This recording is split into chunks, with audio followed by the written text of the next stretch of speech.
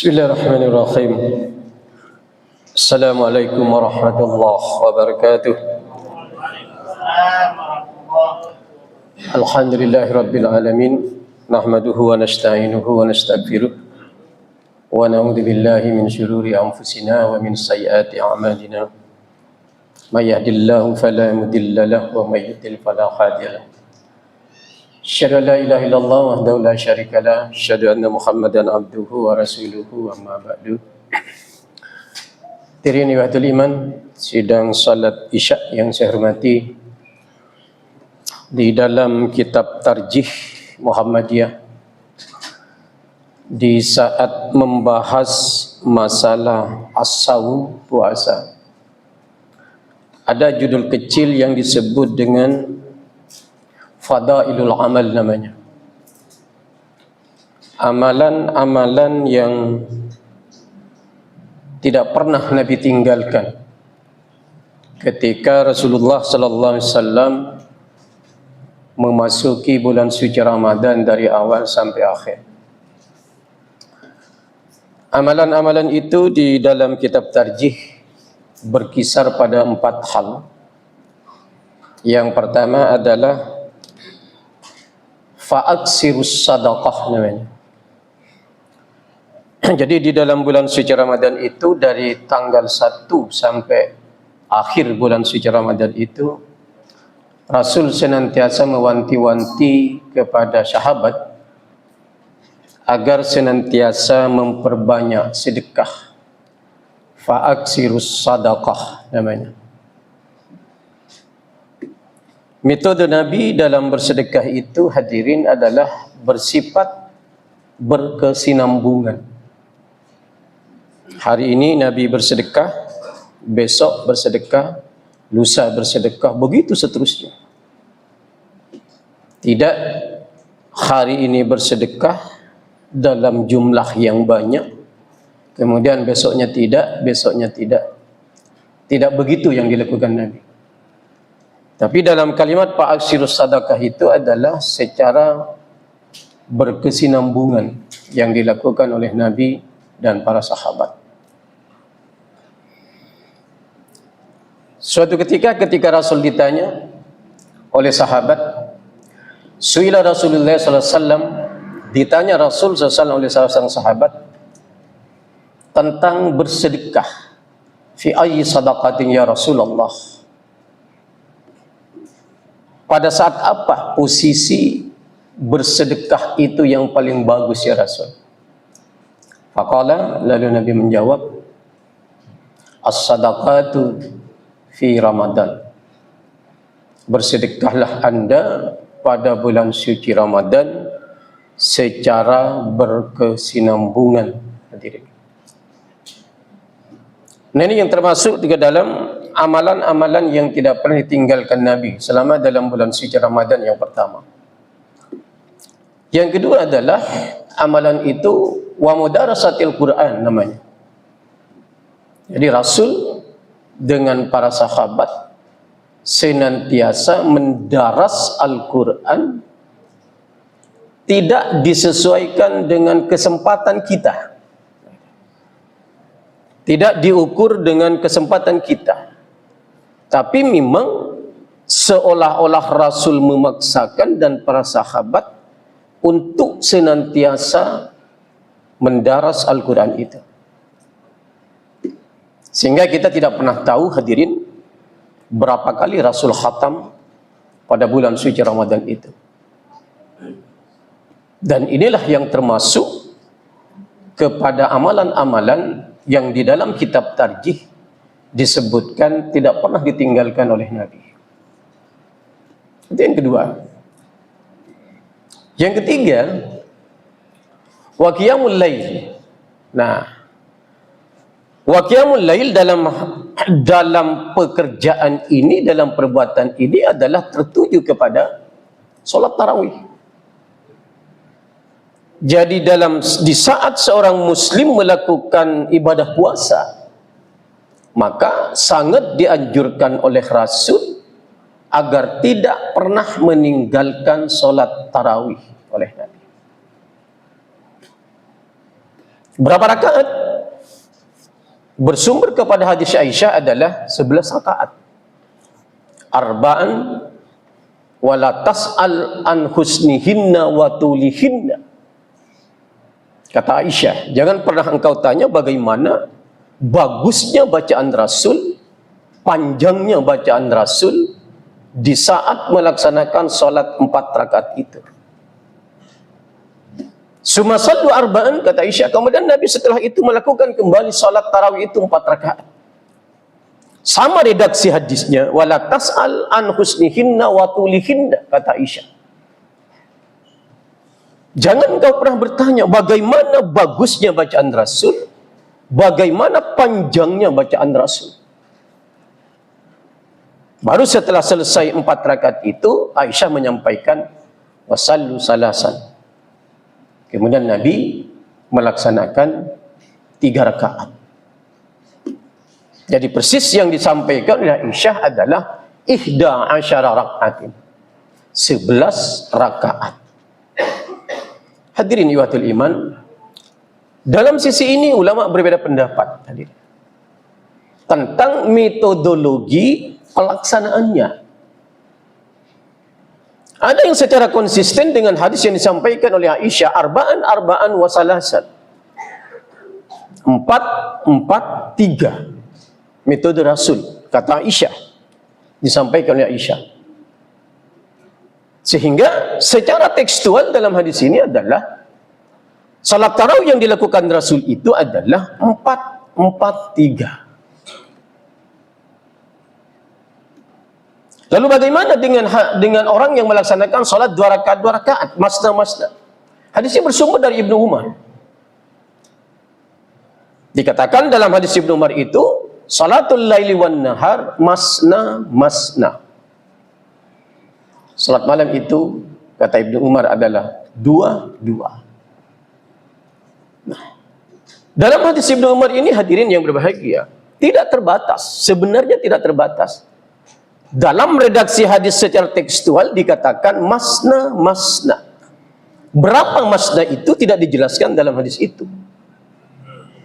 Tetapi kalau hadis yang bersumber dari Aisyah, arba'an wa salasan, ada durasi waktu 11 rakaat, tidak lebih tidak kurang, sebagaimana disampaikan oleh Aisyah dalam hadisnya.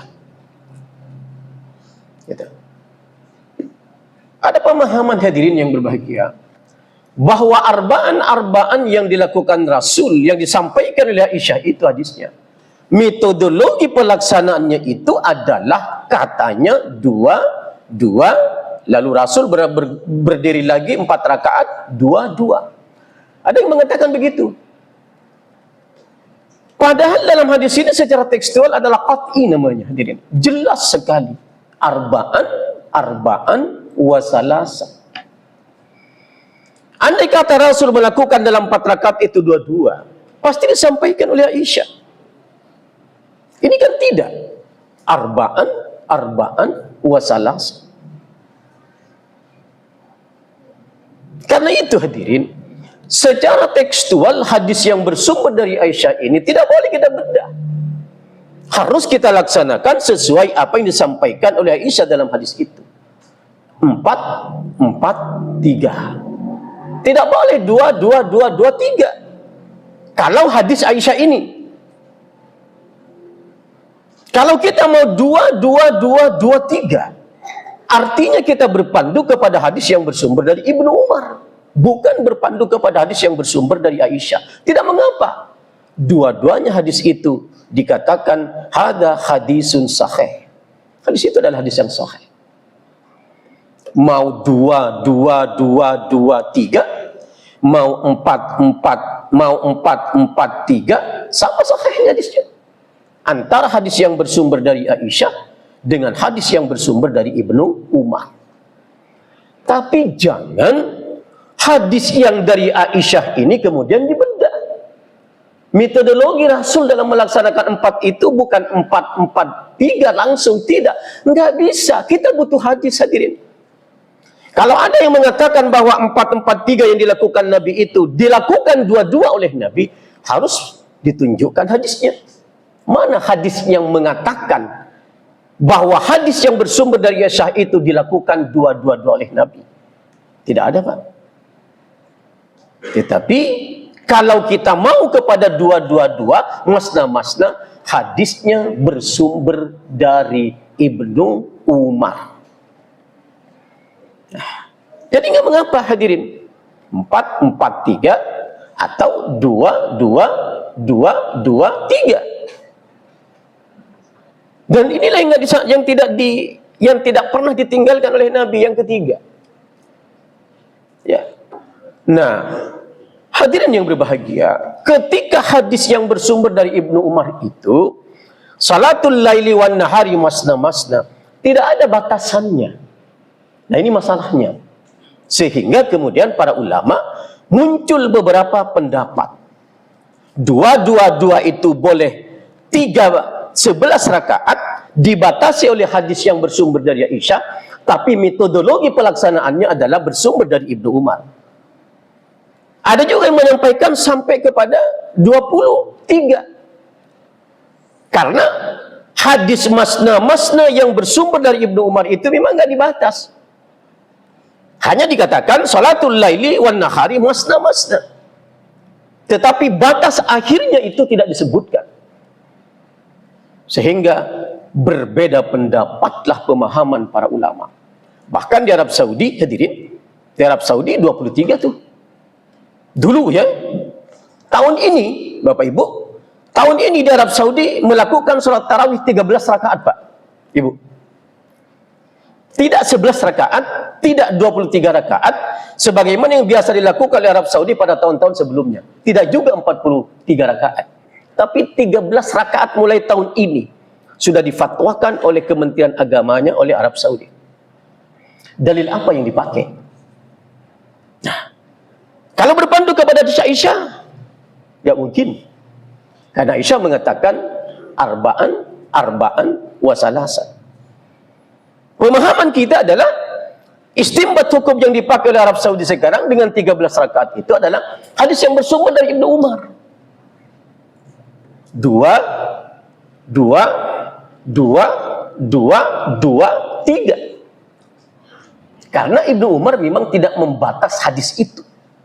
Hanya mengatakan masna, tidak disebut sampai berapa masnanya itu. Nah, hadirin yang berbahagia, apa yang diinginkan dalam hadis ini hadirin?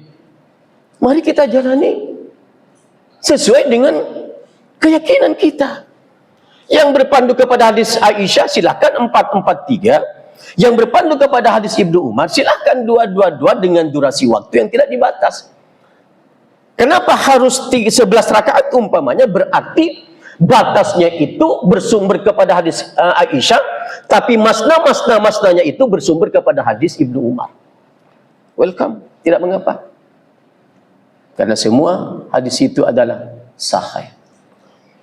Yang agak keliru hadirin, kalau umpamanya 3 yang terakhir itu kemudian dibagi 2. Ini yang agak keliru.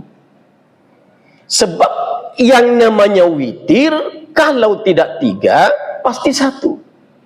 Kalau tidak 1, tidak 3, pasti 5. Kalau tidak 1 atau 3 atau 5, pasti 7. Kalau tidak 1, 3, 5, 7, pasti 9. Itu witir. Jadi ketika seseorang melakukan sholat witir 3 rakaat, dibagi 2 dan 1, sebenarnya kurang tepat. Yang tepat itu, 1-nya itulah yang witir, yang 2-nya itu tidak.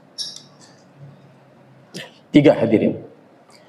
Kemudian yang keempat, amalan yang tidak ditinggalkan Rasul itu adalah, begitu memasuki Rasul pada 10 terakhir, di dalam bulan suci Ramadan, Rasul senantiasa melakukan itikaf.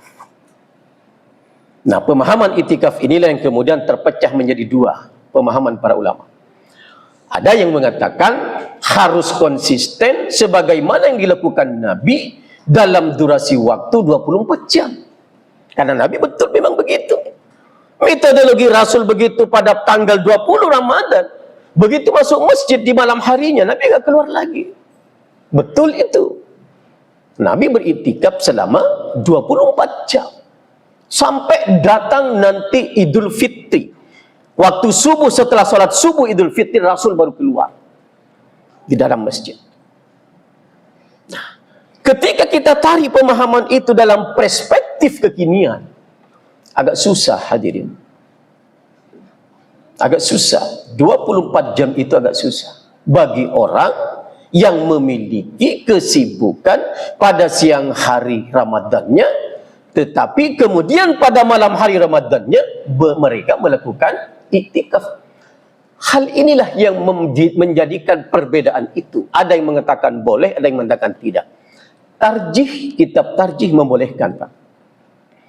Bapak umpamanya beriktikaf hanya malamnya, siangnya tidak karena harus bekerja, dalam tarjih dilegalkan. Tidak mengapa. Yang penting kita melaksanakan iktikaf. Ketimbang sama sekali kita tidak melaksanakan iktikaf. Nah, tadi malam dimulai ya, tadi malam sudah kita mulai. Terakhir hadirin. Dalam pelaksanaan sholat tarawih, Bapak Ibu, semacam tradisi Pak, semacam tradisi. Tapi tidak saya menyebutnya tradisi, ini adalah implementasi dari firman Allah. Kuntum khaira ummatin ukhrijat linnasi ta'muruna bil ma'ruf wa tanhauna 'anil munkar. Selalu ada kultum. Nah, ini lagi lah Bapak Ibu yang sekarang menjadi perdebatan luar biasa akhir-akhir ini. Ada yang mengatakan kultum itu bid'ah. Karena Nabi tidak pernah melakukan itu. Ada yang mengatakan tidak. Bagaimana posisi tarjih? Tarjih membolehkan, Pak. Sampai sekarang dari fatwa tarjih yang awal sampai sekarang, kuliah setelah atau sebelum pelaksanaan salat tarawih itu dibolehkan. Tapi ada yang berpendapat itu dibid'ahkan. Bapak Ibu, kalau itu bid'ah berarti masuk neraka. Tidak ada ceritanya bid'ah itu masuk surga, Pak. Enggak ada. Jelas dasar hukumnya. Kullu bid'atin dalalah wa kullu dalalatin finnar. Jadi kalau disebut umpamanya kultum sebelum pelaksanaan salat tarawih itu bid'ah, berarti orang yang melakukan itu semuanya pasti masuk neraka. Pasti. Karena tidak ada rumus bid'ah itu masuk surga. Pasti neraka. Kullu bid'atin dalalah wa kullu dalalatin finnar. Inilah barangkali yang perlu kita kaji ulang, hadirin. Walaupun terus terang di Arab Saudi nggak ada tuh, Pak. Di Arab Saudi tidak ada, di Madinah tidak ada, di Mekah juga tidak ada. Tapi tujuan kultum itu adalah dalam kerangka dakwah yang diamanatkan oleh Allah dalam Al-Quran. Kuntum khaira ummatin ukhrijat linnasi ta'muruna bil ma'ruf wa tanhauna 'anil munkar. Anda adalah sebaik-baik umat. Kalau apa? Kalau Anda mengajak kepada manusia berdakwah, mengajak manusia kepada kebaikan dan melarang kepada kemungkaran. Dalam rangka itulah sebenarnya kultum. Yang sebelum salat tarawih, bahkan sebelum salat tarawih atau setelah salat tarawih sebelum witir yang dilaksanakan oleh masyarakat Islam. Walaupun memang tidak semua umat Islam melakukan itu. Jadi pijakannya itu adalah implementasi dari firman Allah, kuntum khaira ummatin ukhrijat linnasi ta'muruna bil ma'ruf wa tanhauna 'anil munkar. Enggak dibatas oleh Allah, hadirin Bapak Ibu. Laksanakan dakwah itu aja, manusia itu tidak dibatas oleh Allah. Kapan? Pada saat lengangkah? Pada saat ada waktukah? Pada saat sebelum pelaksanaan tarawihkah? Pada saat sebelum pelaksanaan witirkah? Enggak dibatas oleh Allah. Itulah yang menjadi pijakan bagi orang yang melaksanakan selalu ada kultum sebelum salat tarawih atau setelah salat tarawih sebelum witir. Jadi dasar hukumnya jelas dalam Al-Quran, walaupun memang Nabi tidak pernah melakukan itu. Jangankan melakukan kultum, hadirin, kita pahami dalam hadis, Nabi hanya melaksanakan sholat tarawih itu berjamaah hanya satu malam. Selanjutnya enggak. Kalau sesuatu yang baik berorientasi kepada dakwah, Walaupun pada zaman Rasul tidak ada, kemudian disebut dengan bid'ah. Bahaya, Pak. Di Masjid Al-Madani ini kajian tiap hari apa? Sabtu, Minggu, Rabu. Pernah nggak Nabi melakukan itu, Pak? Ibu, pernah nggak Nabi melakukan kajian Sabtu, Minggu, Rabu?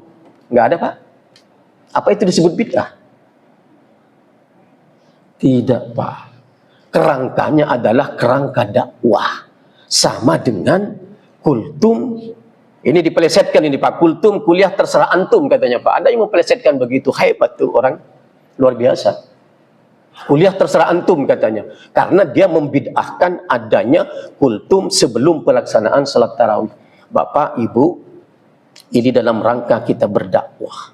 Dalam rangka mengingatkan orang, dalam rangka mengajak orang untuk selalu berbuat baik. Bukan semata-mata harus berpijak kepada apa yang dicontohkan oleh Rasulullah. Karena ini adalah ranah dakwah, bukan ranah ibadah. Kalau ranah ibadah, pasti itu bid'ah hukumnya. Jelas.